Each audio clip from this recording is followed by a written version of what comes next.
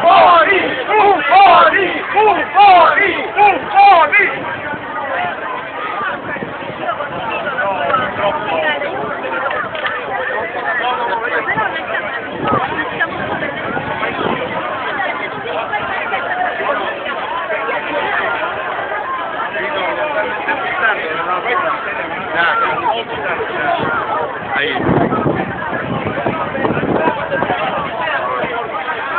Hanno protestato a gran voce all'uscita dei politici dal Duomo di Messina.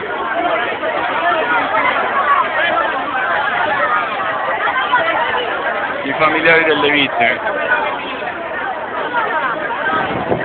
In mezzo nascosto c'è anche Berlusconi, ma non si vede dove.